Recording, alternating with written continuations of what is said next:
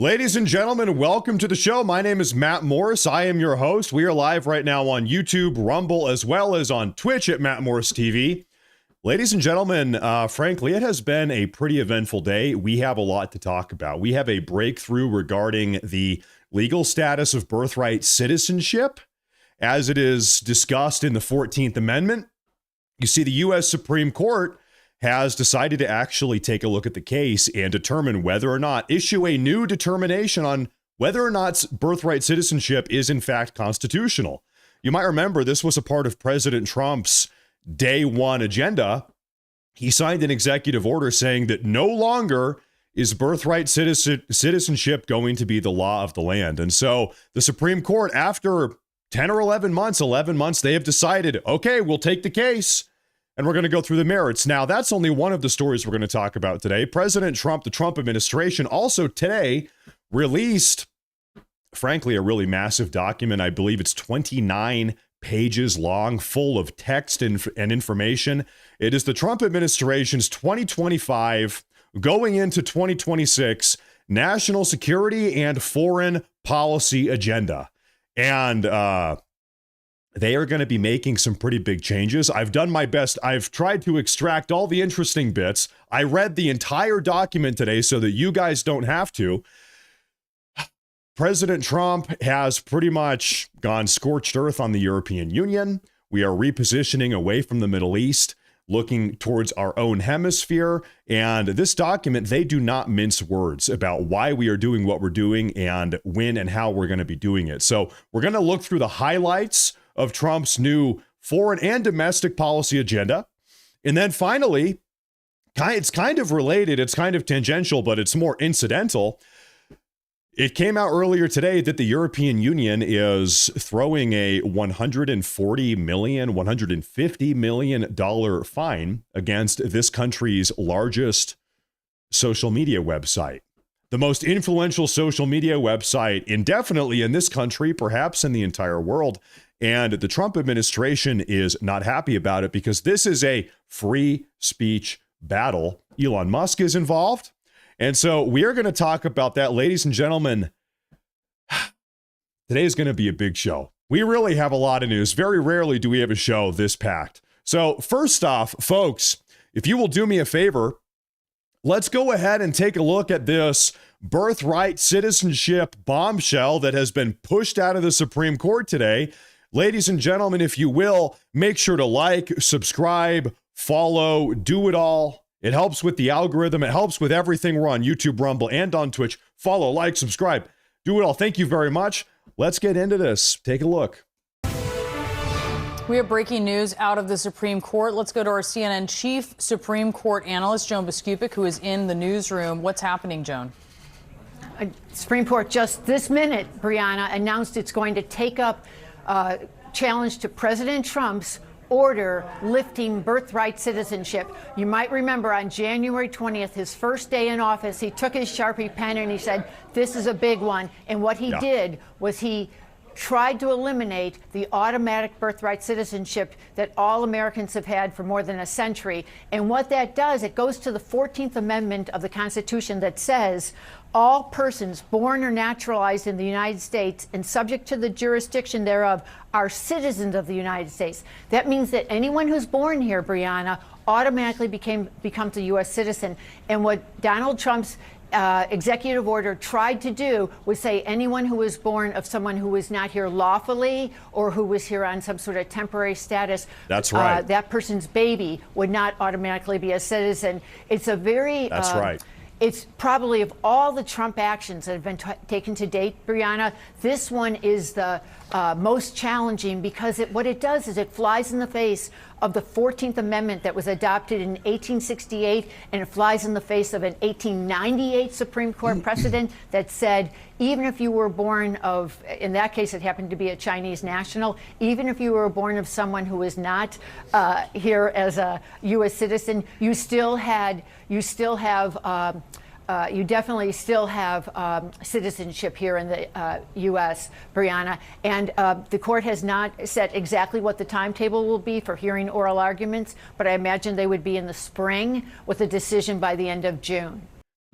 So within the next 6 months, maybe 7 months, we are going to have a determination on the constitutionality of birthright citizenship as it is discussed in the 14th Amendment. Now, ladies and gentlemen, let's do just a little bit of an American history lesson here. The framers of the 14th Amendment, the men that drafted the amendment, they put the reason and the logic behind it. Why did they make it? This was a post-Civil War. The Civil War had just ended. They had all of these recently freed slaves who were not citizens, but they had been living in this country, born in this country their entire lives. What do we do? The Civil War's over. Slavery has now been abolished. These are all free men. Are they citizens? Are they not? They decided, well, we need a new amendment. It's the 14th Amendment, and all of these now recently freed slaves are going to become citizens by nature of being born in the United States. So this is sort of the reason why the 14th Amendment was created in the first place. Now, the framers of the 14th Amendment, in their personal notes, they all had diaries and correspondences with one another.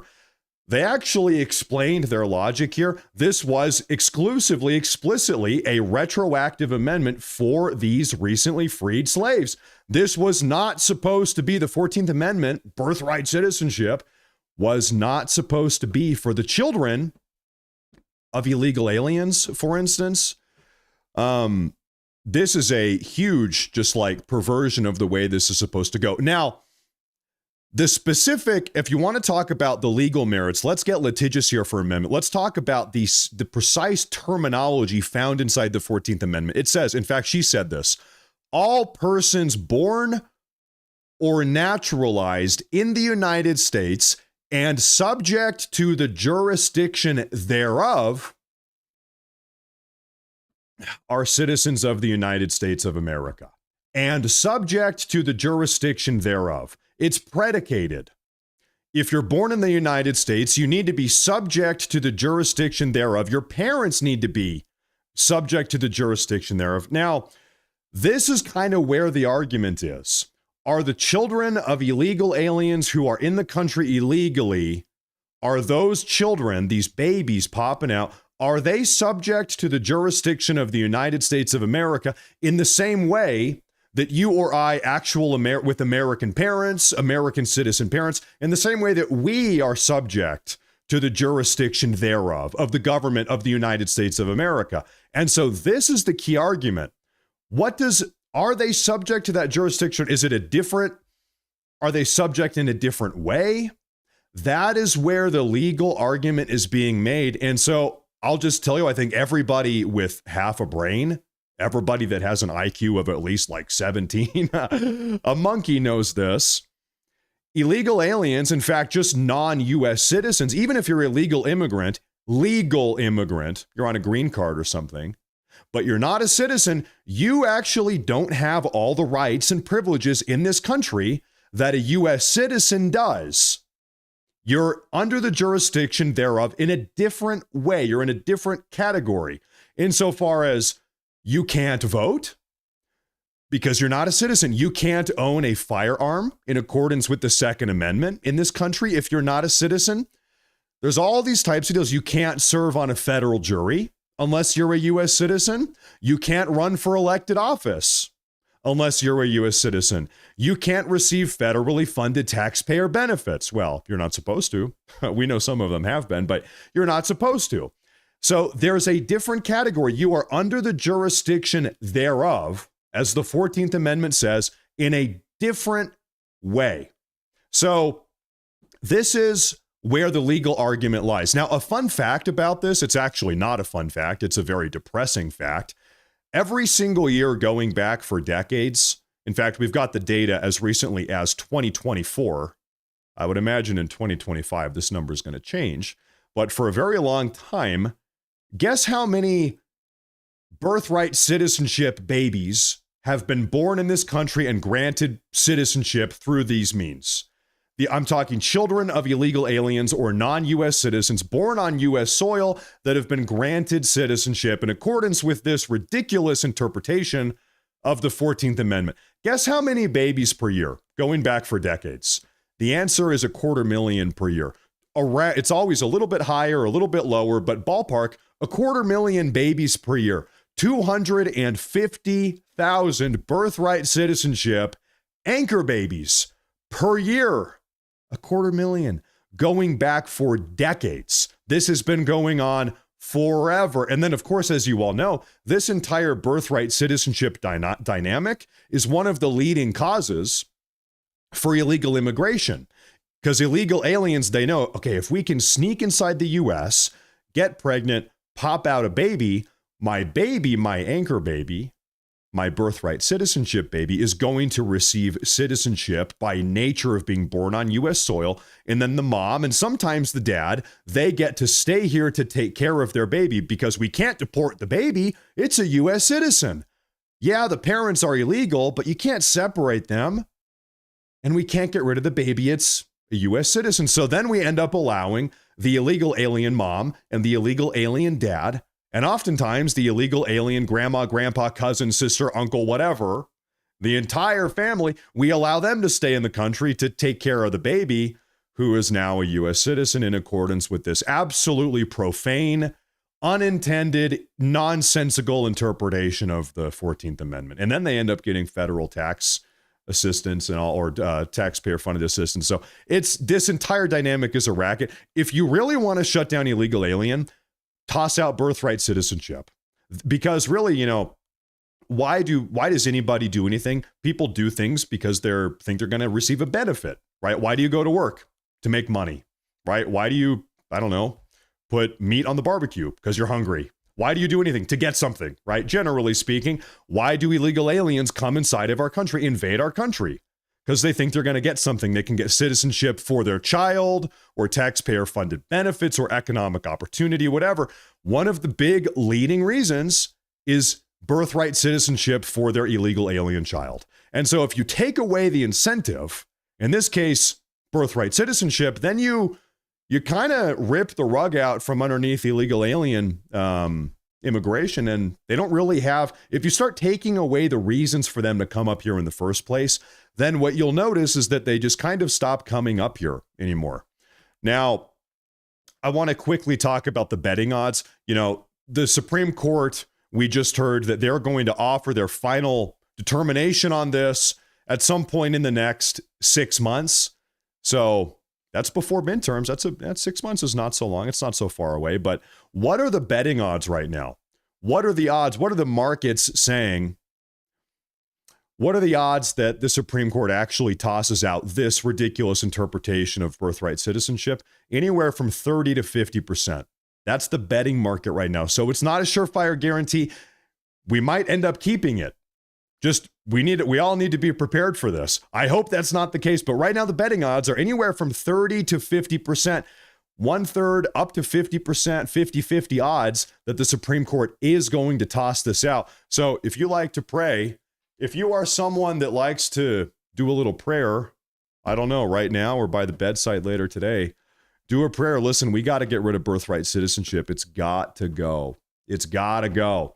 Now, ladies and gentlemen, that is the big, massive news of today. Well, that's the first bit of big, massive news of the day. We also, like I said, the Trump administration earlier today released their 2025 National Security Strategy Update. This is public. They want everybody to know this. Now, this is a very long document signed off by President Trump. This is a 29-page long document, and like I said, I have read through this entire thing earlier today.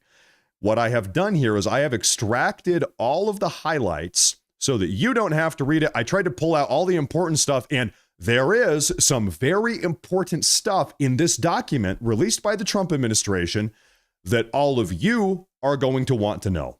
So don't go anywhere. Make sure to follow, like, subscribe, Twitch, Rumble, YouTube, do it all, especially on YouTube. They have an algorithm. If you like the video right now, subscribe right now. It pumps the broadcast out so more people can see it. We're spreading the message. Thank you very much. On YouTube especially, hit the like button and subscribe.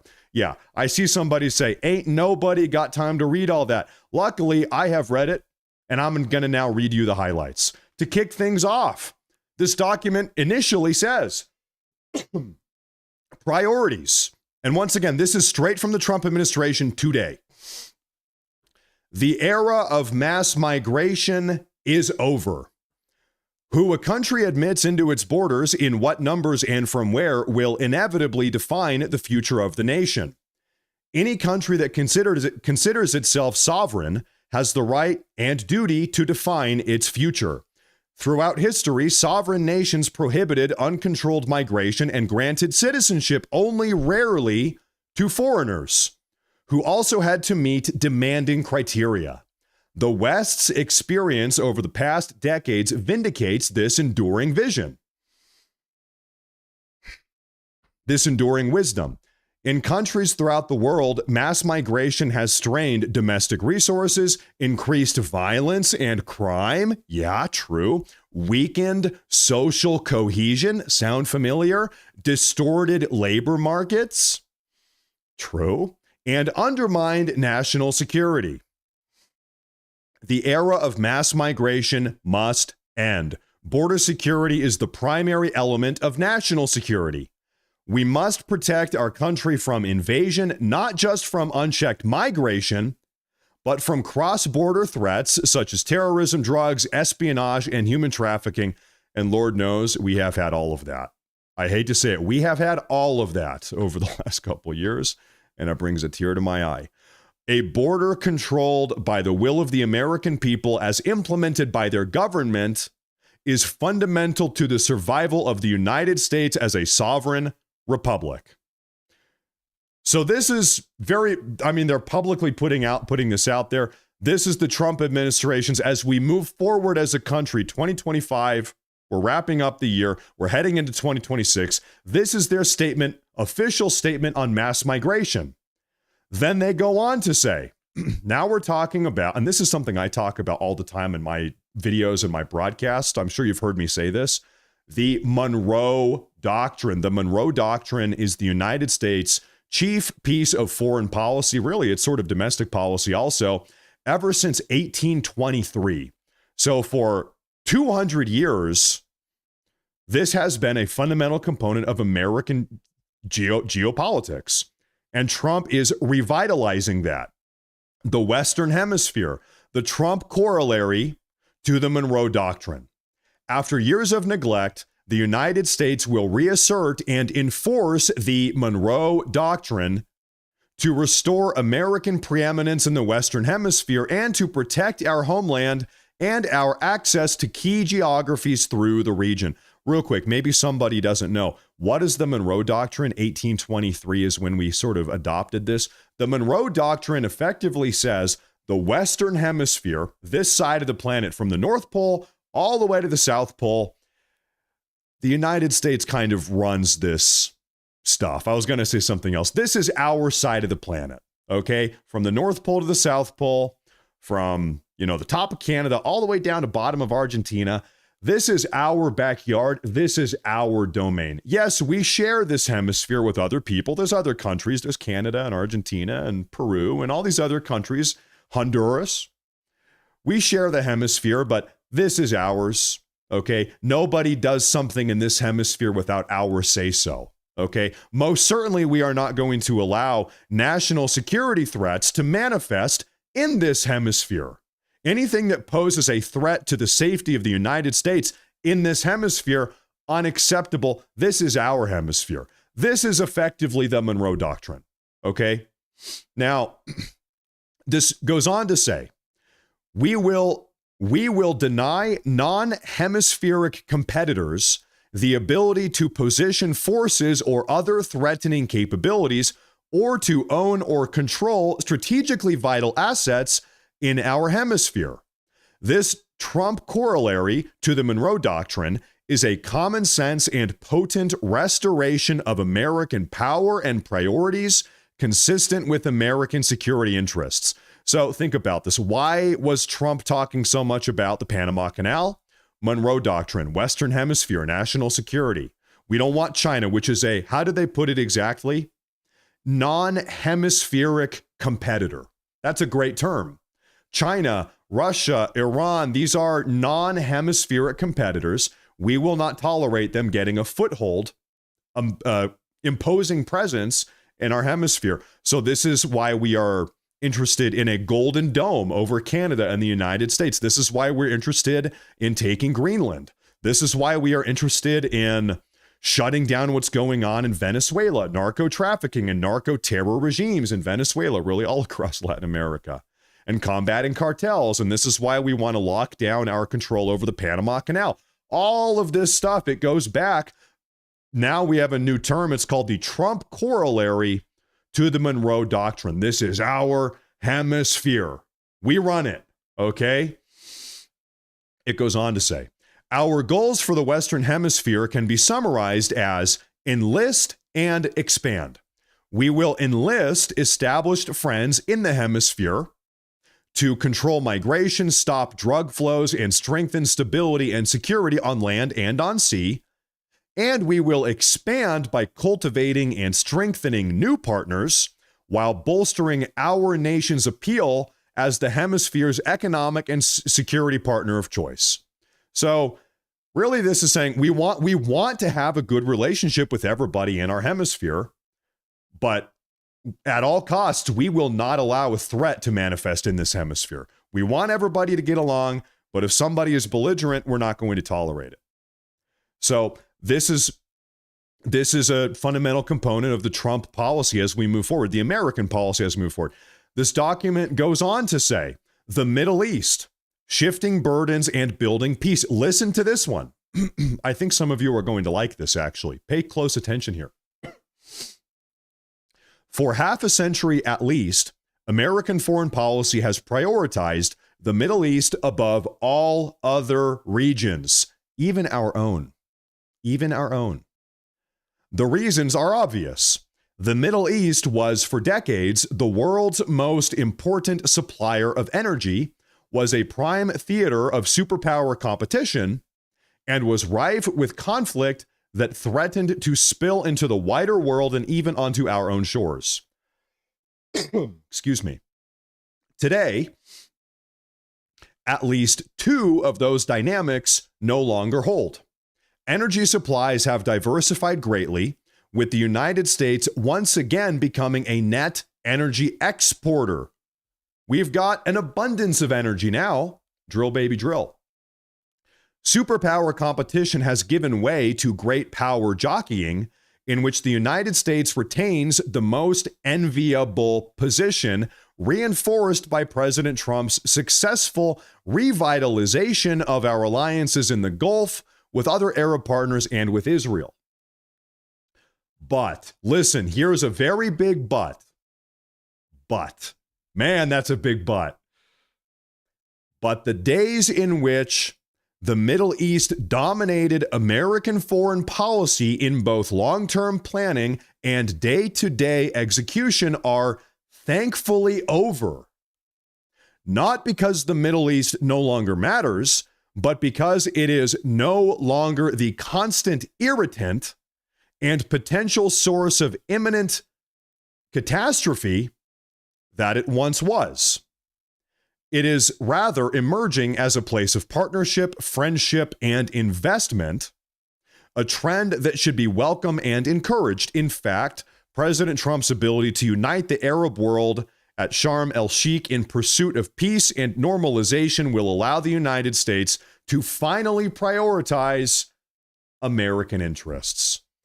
Long gone, and just to say this again, long gone are the days of the Middle East preoccupying American policy. Trump is ready to kind of move away. Hey, let's focus domestically. For a long time, we have spent a lot of treasure and blood and time and energy policing the Middle East. It's time to leave. It's time to focus domestically. It's time to focus on America first. So if anybody here has been sitting worrying about another sort of George Bush, Obama era war on terror, boots on the ground in the Middle East, invasion of Iran, elongated warfare with Iran or whatever else, the Trump administration is just very point blank. They're being blunt. We are not doing that. We are not interested in that. We're kind of stepping away from the Middle East. We're kind of cutting it loose a little bit. And now we are focusing on America first. This is exactly what we want to hear. Thank God. Thank God. I'm very reassured and happy to read this. Now, this big document goes on to say, this is where we start talking about Europe, and I think some of you are going to like this as well. Listen to this. Because what this is, Trump in this document effectively just eviscerates Europe. So if you want to hear Europe get eviscerated right now, take a listen. Promoting European greatness. American officials have become used to thinking about European problems in terms of insufficient military spending and economic stagnation. There is truth to this, but Europe's real problems are even deeper. So, yes, they have insufficient military spending. Yes, their economy is crap. It is. But really, their number one problem is even deeper than this. What is that problem? Let's keep on reading. Continental Europe has been losing share of global GDP down from 25% in 1990 to 14% today. They've lost 11% of the global GDP share. That's bad in just, 35 years. Partly owing to national and transnational regulations that undermine creativity and industriousness. Very true. But this economic decline is eclipsed by the real and more stark prospect of civilizational erasure. The larger issues facing Europe include activities of the European Union and other transnational bodies that undermine political liberty and sovereignty, migration policies that are transforming the continent and creating strife, censorship of free speech, and suppression of political opposition, cratering birth rates, nobody's having kids, and loss of national identities and self-confidence.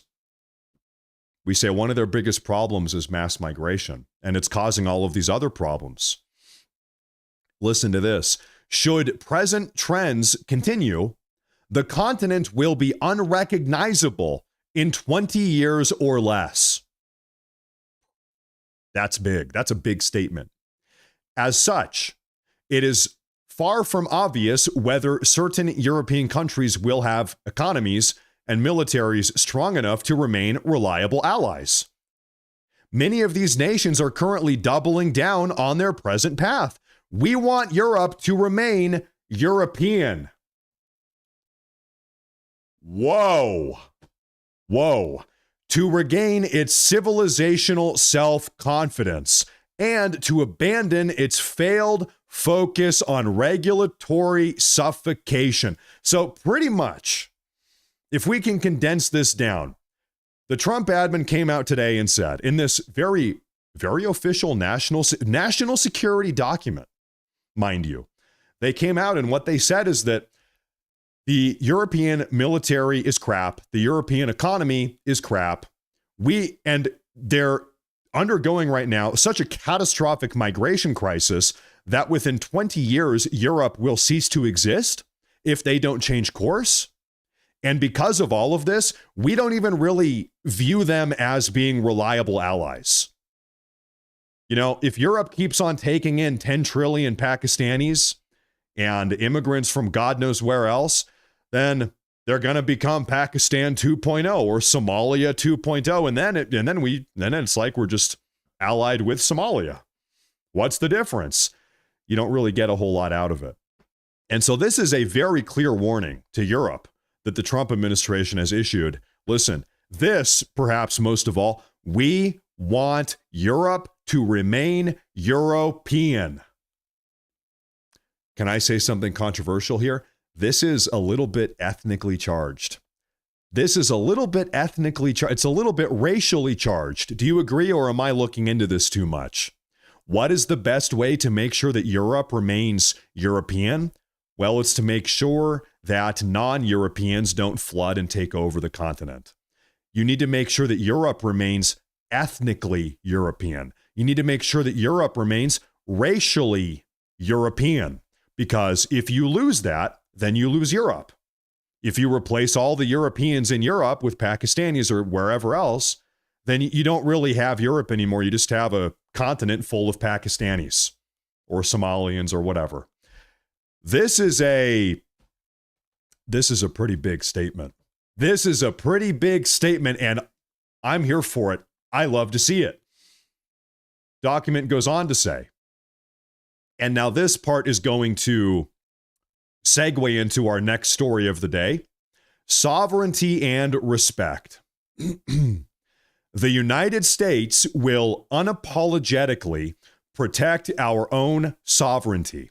This includes preventing its erosion by transnational and international organizations, attempts by foreign powers or entities to censor our discourse, censor our free speech, or curtail our citizens' free speech rights. That's a big one. Lobbying and influence operations that seek to steer our policies or involve us in foreign conflicts, and the cynical manipulation of our immigration system to build up voting blocs loyal to foreign interests within our own country. Have you seen a little bit of that lately in the everybody's been talking about these Somalians in Minnesota, really all over the place. And what we see time and time again with a lot of these ethnic immigrant groups coming in the country, they don't really care about integrating or assimilating into the United States. They become an ethnically inclusive, simultaneously exclusive of everybody else, and they just vote in the best interest of their own ethnic group. What we've seen with Somalians in Minnesota is that they're doing everything they possibly can to sort of embezzle money, defraud our country in order to prop up Somalia. In fact, I played a couple of those clips in the video that I uploaded earlier today. We all know what's going on. This is a problem. Trump has said this is enough. Goes on to say, the United States will chart our own course in the world and determine our own destiny free from outside interference. Now, ladies and gentlemen, this is where we need to talk about really what is the final big story of the day, and it's a perfect segue. You want to talk about foreign nations, foreign blocs trying to curtail or censor the free speech of American citizens? Well, that is exactly what is going on, and the news broke earlier today. Now, J.D. Vance, 1 day ago, posted this on X. He said, rumors are swirling that the EU Commission, the European Union Commission, will fine X, like X.com. You're looking at it right now, social media website. They're going to fine X hundreds of millions of dollars for not engaging in censorship in accordance with European Union laws. The EU should be supporting free speech, not attacking American companies over garbage. This is what J.D. Vance said yesterday. Well, we got the news today, a couple hours ago. Breaking. In an absolutely infuriating move, the European Union has now fined X, owned by Elon Musk, $140 million, despite J.D. Vance's warnings not to do so. This is outrageous. The EU has just angered both Trump and Elon Musk. Bad move. And J.D. Vance, the vice president. And so now we're kind of monitoring the fallout. Ted Cruz chimed in today. He said, the European Commission's $140 million fine against X is an abomination. It's an attack on a great American job creator, and it's an attack on the free speech of every single American. Trump should impose sanctions until this travesty is reversed. Do you agree? That's a question to you in the audience on Rumble and on YouTube and on how many people are tuning in? We've got over 12,000 people right now. Do you agree that the Trump administration should impose sanctions on the European Union as a consequence for their attempt to curtail American free speech rights on an American-owned social media platform. Yeah, this is freak. I was going to say a different word. This is freaking. It's freaking ridiculous. Yeah.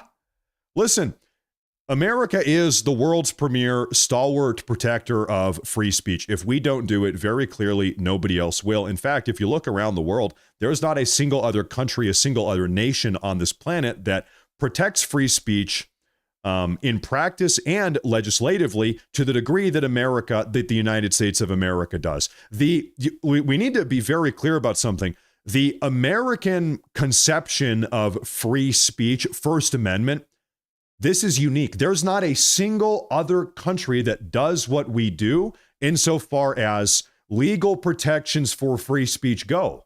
We are unique. We are the only one. Other countries, they'll pay lip service. They'll say, oh, no, we love free speech here in the United Kingdom, but you're going to jail because you shared an anti-immigrant meme. Oh, yeah, we love free speech over here in Deutschland. But similarly, you're going to jail. You're going to pay a fine because you posted a meme on Facebook that was critical of the government. That'll be $10,000, sir, or 10 years in prison. So you have other countries that pay lip service to it. We are the only ones. A lot of countries, they talk the talk. We walk the walk. At least we walk the walk better than anybody else. Maybe we're not perfect. Okay, I'm sure we can be better insofar as free speech goes. But at least we're better than everybody. That much can be said. Now, Elon Musk himself chimes in. He responds to what Ted Cruz posted about the sanctions. Elon Musk, he says, the European Union imposed this crazy fine, not just on X, but also on me personally, which is even more insane. Therefore, it would seem appropriate to apply our response not just to the European Union, but also to the individuals who took this action against me. You know what this means? Elon Musk is going to war. Elon Musk, figuratively speaking, Elon Musk is going to war. Figuratively speaking, because he's right. This fine has not just been leveraged against X as a company, but against him as an individual American citizen. That is a big problem. And this is the richest guy in the world, one of the most influential men in the world. I would say the most influential, but we've got President Trump. So President Trump is the most, maybe Elon Musk is the second most influential. He's the richest, of course. Elon Musk is he's getting ready to go to war here. He's not going to have this. He's not so happy with the EU. Now we go on. Chris Pavlovsky, who is the owner, the CEO of Rumble. We love Rumble. I wanted to share this with you guys because Chris, who owns Rumble, he responded to what Elon Musk said. He said, the USA should sanction the European Union immediately. Any country that violates our human right to free speech or imposes penalties to U.S. companies exercising this right should feel the immediate wrath by the full power of the United States government. Without free speech, we have nothing. Did the CEO of YouTube come out and say this? Did the CEO of Twitch come out and say this?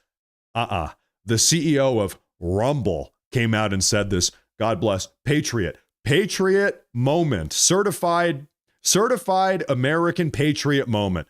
Let's go. I love Rumble. Shout out Rumble. I love Rumble. Shout out Chris.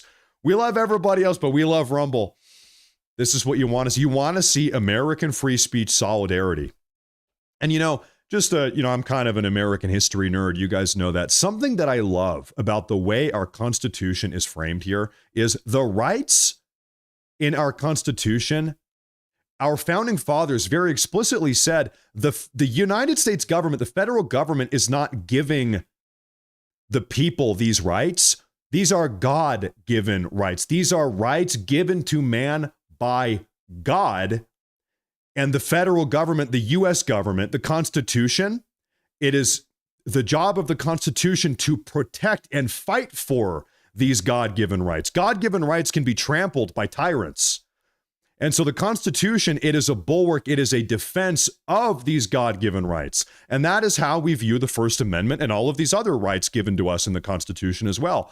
And so, listen, once again, we have a moment where perhaps some tyrannical entity, European Union, perhaps in this case, is attempting to, interfere with our God-given rights. Well, listen, if we do not protect the rights that are given to us by God, then they will be trampled by some sort of tyrannical entity.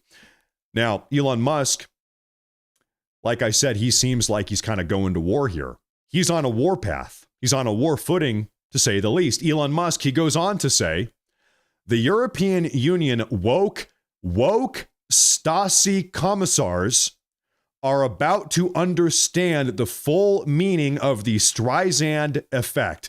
Does everybody here in the live audience know what the Streisand effect is? The Streisand effect is where if I tell somebody, hey, don't talk about that. Hey, don't look at that. Don't talk about that. Stop talking about that. What's going to happen? Generally speaking, everybody is going to start talking about it. If you tell people don't do something, don't talk about something, don't look at something, then generally speaking, people tend to start talking about it even more. They tend to start sharing and I think this actually goes back to Barbara Streisand in like the 90s. There were photos of her house or like her in a bikini or some photo that she didn't want out there being spread around. And so she started coming up saying, hey, stop sharing those photos, whatever the photos were. I forget what they were. But anyway, by nature of her telling everybody to stop talking about it, stop sharing the photos, then guess what? Everybody started talking about it more. Then everybody started sharing the photos or whatever the information was even more. So this is called the Streisand effect. So why is Elon Musk talking about the Streisand effect here? Well, take a look at this.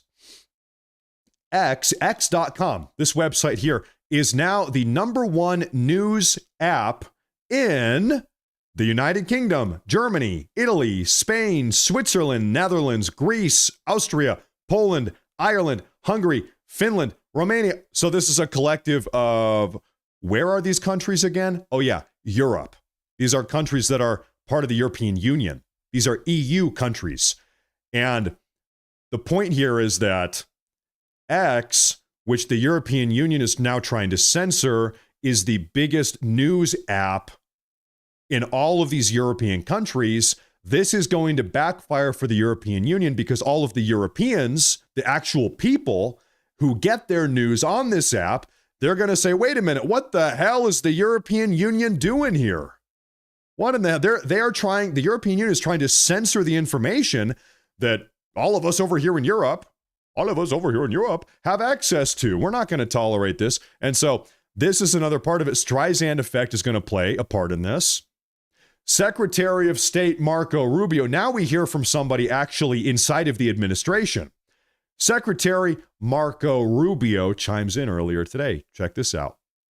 He says, the European Commission's $140 million fine is not just an attack on X, it's an attack on all American tech platforms and the American people by foreign governments. The days of censoring Americans online are over.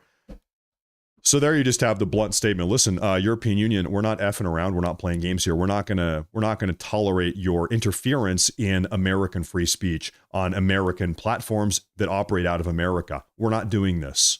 And so right now, everybody is saying, of course, we don't have an official responsive action taken yet.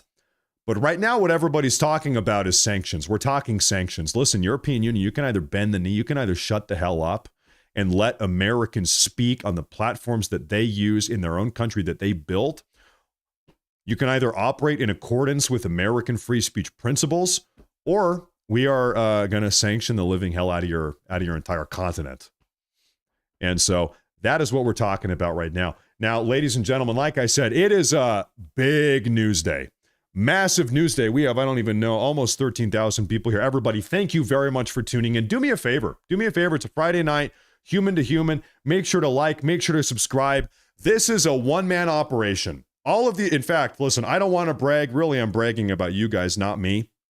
All of these other news operations, podcasts, YouTube channels, Rumble channels, all these other guys that are doing the numbers we're doing here, view count, how many views, you look at the stats, all these other channels, these are multi-million, sometimes tens of millions of dollars operations, real professional operations. They've got editorial teams, research teams, writing teams, script writers, producers. They've got, I don't even know because I don't have, this is a one-man show, one-man operation. We are going toe to toe, not just with mainstream media, but with all these other people out here in the independent news landscape. And so I really appreciate it. Thank you all very much. Make sure to like, subscribe, do it all. I want to go ahead and take a look at the super chats now. If you will allow me, give me a minute here to get these super chats pulled up. Like I said, it's a one-man show, so sometimes we have a little bit of turbulence here, and it looks like we got them up. Okay, everybody, I want to see what you, ladies and gentlemen, in the audience have had to say about all this. I need to start at the beginning. The beginning is a very good place to start, as they say. First off, first super chat of the day from Gregorio Heisa for Congress. Hey, by the way, welcome back. I love to see you here. He says, Matt, come work with me in Congress after I defeat Jasmine Crockett. You would help me fight for new laws on immigration. You know, for the time being, I've got 2 young kids. I've got a beautiful wife and a dog and a house up here in Idaho. For the time being, I'm going to make my best effort to stay away from Washington, D.C., but who knows? I don't know, maybe 10, 15, 20 years, I might transition over. Maybe we get a little bit more directly involved. But you know what? Good luck. I'm sure you have seen the redistricting news in Texas. Jasmine Crockett's, I was going to say Jasmine Crockett's fat black ass is getting kicked out of the House, but that's a little bit crude. I'm sorry, ladies and gentlemen. I'm not going to say that. I am not going to say that Jasmine Crockett's fat black ass is getting kicked out of Congress, but that is what I would say if I was feeling a little bit more crass, a little bit more crude. And so you're off to a good start. Gregorio for Congress. Good luck, Mr. Heiss. Future Congressman Heiss, thank you very much. I appreciate that. Good luck. Sincerely. God bless. Now, 5280, he says, go watch Black Hawk Down if you need a history lesson on Somalia. Yeah, that was the catalyst. A lot of people say that's kind of what kicked it off. Thank you. Thank you. I haven't seen that movie in, 15 years. I got to go back and watch that movie. Thank you. Thank you very much. I appreciate that. Tim, he says, you realize SCOTUS has 3 goofs that will try to screw us. You know, there's 9 justices. All you need are 5. You just need a simple majority. All you need are 5. And so if we're talking about getting rid of birthright citizenship, you know, we don't need 9. We don't need 8. We don't need 6. We don't need 7. I skipped 7. All you need are 5, and we are, boom, birthright citizenship is gone into the garbage bin of history where it belongs. Thank you. And we are praying, and we will pray. Thank you very much. Thank you. But you're right. It is always those 3. We call them the incompetent 3 on the Supreme Court. One of whom, Ketanji Brown Jackson, she might actually ultimately get kicked off the Supreme Court because, you know, her Supreme Court confirmation was signed with Joe Biden's auto pen. You know that? She might also have her fat black ass. We are just kicking fat black ass out the door today. I'm sorry. I'm being crude. I'm sorry. I'm being incredibly crude. This is not even funny. It's just downright inappropriate. I'm sorry. But yeah, we will pray. We will pray for that. Thank you very much. Sapper Havoc, he says, Barrett and Roberts will side with the libtard justices on birthright citizenship. Sadly, Barrett has been such a letdown. You know what? God, here's the thing. She is hit or miss. She has pulled out decisions where it's like, whoa, you're on our side? And it catches you off guard. And then she'll throw out these decisions where it's like, yeah, you're siding with traitor. You're a traitor. And so, you know what? She's a wild card. I don't know. I wish she was a little bit more with us, but she has pulled through on rare occasion. So I'm not going to write it off yet. I'm not going to write that off yet. Thank you very much. Thank you. Jeremiah Dudick, he is communicating with me in Morse code. And then he says, God bless for all of you that don't speak Morse code. I would translate this, but it's secret classified Morse intelligence. So I'm not going to, that's classified. I can't tell you what that says. Thank you, Jeremiah. Here is a little message for you. Beep, beep, beep, beep, beep, beep, beep, beep, beep. There you go. You know what it means. Thank you. We have Michael Thornsbury. He says, ho, ho, ho, they gotta go. we got to get rid of a lot of people. We need mass deportations. We need Ketanji Brown Jackson out of the Supreme Court. We need all of these racial gerrymandered Democrat congressional reps out of the House, out of Congress. We got to get the Somalians out of here. We're denaturalizing illegal aliens, all of it, or these temporary protected status. Listen, get them out. We need to clear the country out big time. I'm with you. Thank you, Mr. Thornsbury. Captain Dumbass is this individual's name. Corollary article to Monroe Doctrine gave it real teeth. You know, I kind of love to see this. I love that the Monroe Doctrine is making a comeback. I feel like for a long time, the Monroe Doctrine, if you said Monroe Doctrine, people would say, huh? The who? The what? Huh? What's that? Now it's making it. Have you noticed the Monroe Doctrine is making a comeback? Everybody knows about it. Everybody's talking about it. It's hot. The Monroe Doctrine is hot these days. It's in. It's fashionable. And good. It's good. It's good because this country was built in accordance with the Monroe Doctrine.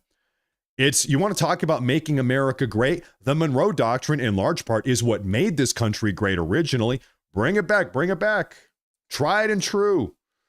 Now, this is a just massive super chat from Q. Again, he's back every day, Q. Welcome back. I remember the massive ones yesterday, too. Thank you again. Thank you. He says, we love your show. Never change, Matt. Ricky, Wally, Q. Patriots are in control. Patriots are in control. Thank you, Q. Thank you very much. I appreciate the massive super chat. I hope life is good. God bless. Thank you very much. Captain Dumbass said Teddy Roosevelt's corollary article, I think. I'll look at that. I'm not sure about how that relates. I'm not sure. Thank you, though, again, Captain. Ollie Guacamole, this is a dancing pear. Hey, thank you for the dancing pear. I really appreciate the dancing pear. I think that's what it is. Thank you, Mr. Ollie Guacamole. Thank you very much. And then we have Kevin Stankiewicz. He says, the first super chat, President Trump should pull out of NATO, pull our troops out of Europe, impose 100% tariffs, banking sanctions, and stop all EU visas. So Kevin is ready to go scorched earth. He's saying this is what President Trump should do if Europe continues attempting to silence Americans' right to free speech. That's what Kevin here is saying. Kevin is ready to go all in. You know, listen, you gotta make sure to maintain some leverage. If you cut the wild beast off the leash, if you let the beast off the leash, then it's off the leash. Then you lose your leverage on the beast. Does that kind of make so? We do need to strategically maybe keep some leverage on what's going on, but in principle, I'm with you. I think we all are kind of on the same page here. Thank you very much. And then Kevin goes on to say, he says, Elon Musk should turn off Starlink in Ukraine. Like I said, Kevin is ready to go all in. He is scorched earth mode. Kevin does not mess around with the right to free speech, as you should not. Thank you. Thank you. Thank you.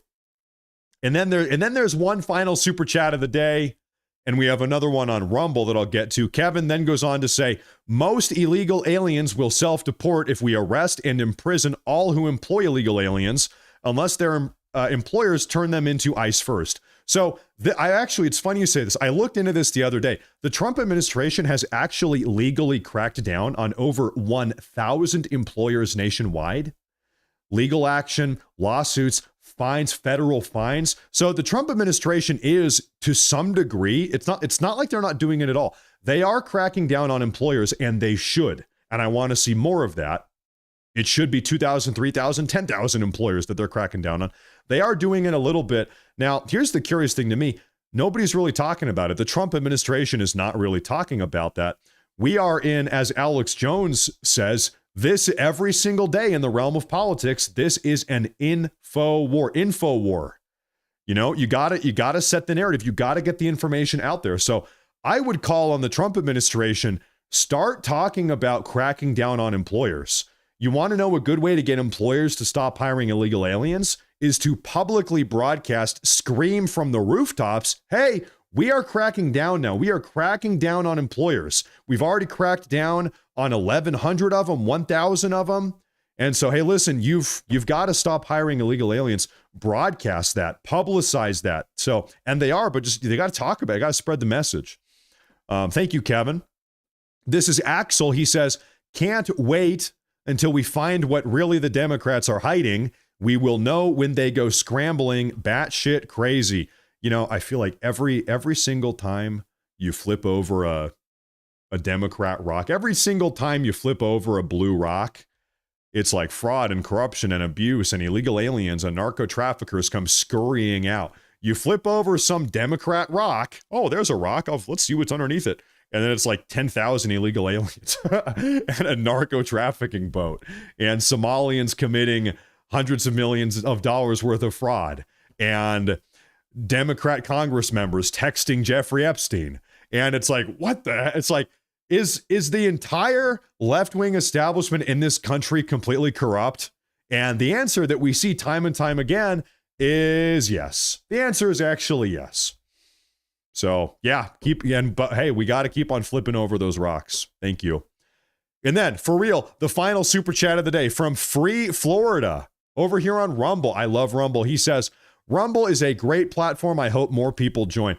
I got to tell you, I have one of my biggest regrets in life right now is only transitioning over to Rumble and including Rumble into my daily schedule because I upload my videos and do my broadcasts.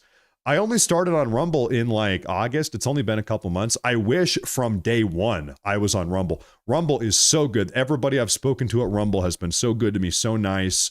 And I really just fundamentally, like as a human, I respect what Rumble is doing. It is a free speech platform. It truly is. And I really, man to man, American to American, I really respect that because they receive a lot of pressure to not be free speech and to ban people and silence people. And every time they say, no, free speech platform, no ifs, ands, or buts, deal with it or get out. I respect that. And we're on YouTube and we're on Twitch as well. I want to say thank you, everybody. Thank you, everybody, for tuning in here today. If you would do me a favor, make sure to drop a follow, subscribe, like every single day. Videos, live broadcast every single day, 8 p.m. Eastern, 5 p.m. Western. Come back every day for the news. And I really appreciate it. Everybody, that's going to be a wrap for today's show. So thank you all very much for tuning in. Have a great night. God bless. I'll see you guys tomorrow. Tomorrow's Saturday. I'm sure something's going to be going on. I'll see you then. Thank you, everybody. God bless. Stay safe. And I'll see you tomorrow. Thank you, everyone.